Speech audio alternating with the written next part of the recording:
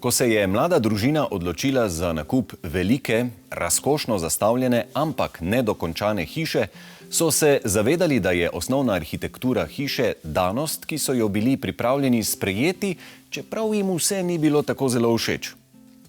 Da pa bi kar najbolje izkoristili odličen potencial hiše in minuse spremenili v pluse, so poklicali na pomoč strokovnjakinjo. Kakšna prostorina, ha? Hiša navdušuje v marsikaterem pogledu, ampak do tako izjemno oblikovanih prostorov zagotovo ne bi prišlo brez ravno tako izjemnega angažmaja tako arhitektke kot lastnikov. Nina, vi ste oblikovali tole čudovito hišo. Meni se zdi, da prvi vtis, ko človek noter stopi, reče, wow, to je pa že skoraj hollywoodski glamur. Ja, res je. In tudi sama arhitektura hiše, ko so jo lastniki kupili v tretji podaljšani gradbeni fazi, je bila zasnovana zelo hollywoodsko, zelo pompozno. Vse te glavne arhitekturne značilnosti, ki jih je hiša že imela na začetku, smo jih ohranili, kot so polkrožna okna, dvovišinski strop in to, in smo iz teh arhitekturnih značilnosti potem tudi gradili interjer, ga dopolnjevali in prinašali dušo samo v prostoru. Čisto iskreno, a ta polkrožna okna so bila všeč lastnikom na začetku, pa vam? Vsi smo bili malo v precepu, ampak na koncu smo jih pa zelo vzljubili in to dajo neko tako večno eleganco samemu domu, ki smo jo pa želeli tudi z mehkimi linijami, z udobjem peljati skozi interjer naprej. Kje vse pa ste potem to zaobljenost še pripeljali v notranje oblikovanje? Ja, v zaobljenosti se predvsem vidi pri detajlih, pri recimo izrezu v tleh, takoj ko se vstopi v prostor, je narejen v talni plošči kar izrez, kjer je posajena rastlina oziroma družinsko drevo. To je prava rastlina, živa, ne? Ja, prava živa rastlina. Človek bi pomislil, da gre za umetno. Ja, to je fikus. In dejansko je že kar napredoval in dobil kar nekaj centimetrov. Hiša stoji v osrednji Sloveniji na zemljišču, ki meri okoli 1500 kvadratnih metrov. Neto površina same hiše pa znaša okoli 320 kvadratnih metrov. Za dokončanje hiše so potrebovali slabi 2 leti.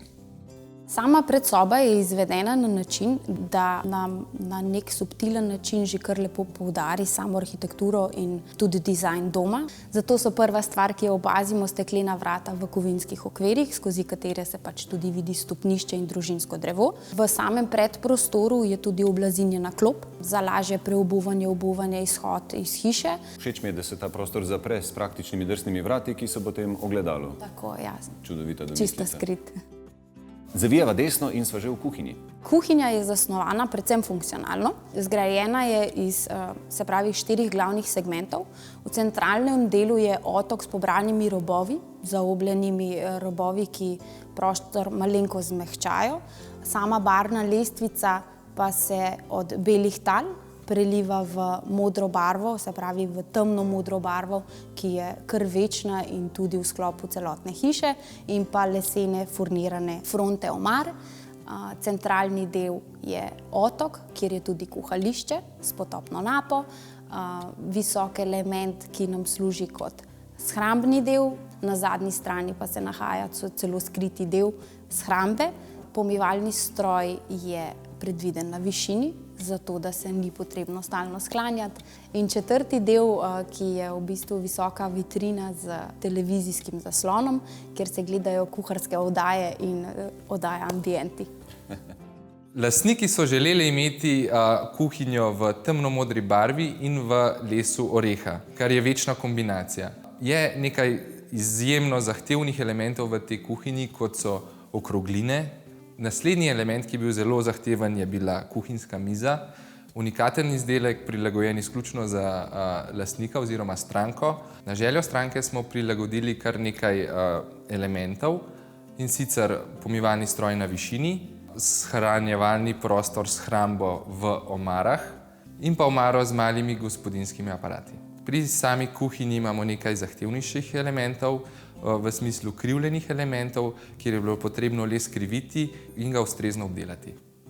Kot mizarstvo stremimo k izdelovanju zahtevnih, unikatnih in po meri narejenih izdelkov. Otroka zaenkrat spita v skupni sobi v gornjem nadstropju, spalnico staršev pa so umestili v pritličje. Sama spalnica je zelo nežna, subtilna, v njej je veliko nežnih barv in materialov. Vanjo smo vključili tudi spet dvokrilna vrata v kopalnico in garderobno sobo. Kopalnica je zelo svetla, spet oblečena v svetlo keramiko v imitaciji marmorja. Ima samostoječo kad, za samostoječo kadjo pa je fototapeta, ki je prevlečena s posebnim premazom in imitira kamen v barvah, kar smo si tudi v kopalnico želeli prinesti. In če že govoriva o zaobljenosti, ne moreva mimo tega pompoznega stopnišča. Človek res redko vidi zaobljeno stekleno ograjo. Je bilo težko tole narediti? Ja, zdaj ideja je res bila v zaobljeni stekleni ograji. To arhitekturno ni pogost pojav, predvsem jo je zelo, zelo težko izvesti. In tudi v Sloveniji nismo našli izvajalca.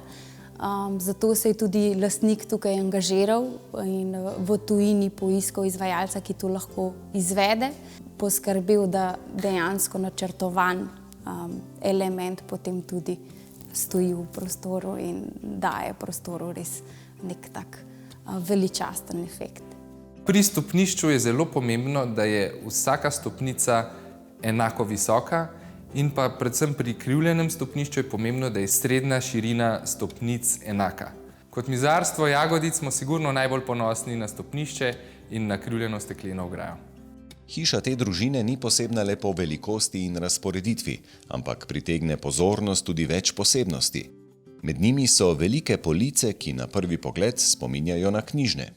Nasproti knjižnega oziroma regala družine se nahaja tudi omara, ki ima veliko detajlov, v katere je vloženo veliko ljubezni.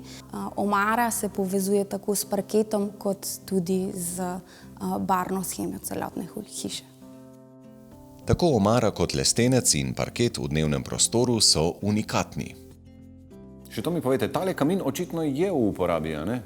Zelo. Jaz sem tudi vesela, da glede na samo velikost ta kamin, ker ima funkcijo. Okrog kamina smo predvsem zaradi samega prostora in dvovišinskega stropa, zaradi galerije, predvideli marmor Bianco Carrara, po drugi strani pa deluje s tem lepim portalom kot en tak pristen zemeljski kos, ki ozemlji celodnevno sobo. Tudi vhodna vrata so pravo umetniško delo s prepoznavnim motivom. Zgodba z vrati ima prav posebno težo, ker so naročniki hoteli imeti na motivu vhoda drevo. Začeli smo prav s papirjem in svinčnikom in začeli skicirati, kako naj bi to izgledalo. Nadaljevali se je s tem, da smo mogli to skico prenesti v neko računalniško obliko in to računalniško obliko potem prenesti v stroj, ki je bil to sposoben narediti. Kljub temu, da je stroj bil to sposoben narediti, je bilo še kar precej ročnega dela, da vse detajle lahko ročno lepo zbrusiš in obdelaš. Poleg tega so pa vrata zelo dobro varnostno zasnovana, trotočkovno zaklepanje in so hkrati tudi pametna vrata in jih lahko odpreš tudi preko telefona, če je to želja. Dva otroka sta pri hiši. Kako to, da sta oba v eni sobi, glede na to, da je prostora več kot dovolj? Tukaj smo se pri konceptu zelo strinjali, se pravi pri dveh otrocih, sploh pri manjših otrocih, je prva stvar ta bližina in navezanost, ki si otroci še zelo želijo, hkrati pa tudi nek nauk, kako si deliti prostor, kako poskrbeti en za drugega, kako zjutraj vstajati in sodelovati. Tako da dokler otroka še ne potrebujeta zasebnega prostora, smo se odločili, da eno sobo opremimo v deljeno otroško sobo, ko pa bosta ta prostor potrebovala, si pa bosta tudi z veseljem privoščila vsak svoj mir. Na vse zadnje prihaja cela družina z veliko skromnejše kvadrature, a ne? Z manjšega stanovanja. Ja, to je najbolj smešen del. Ko smo na začetku prišli v ta prostor, ki je res velik, si naročnika, mislim, da nista znala čisto predstavljati, kako bo njihovo življenje lahko potekalo v tako veliki hiši. Ampak en teden po vselitvi sem dobila klic od obeh njih, da sta navdušena in da sta hišo popolnoma posvojila in da je to postal njihov dom in da si ne predstavljata iti več nazaj. Tudi na veliki kvadraturi se da stisniti, ne? Res je, res je.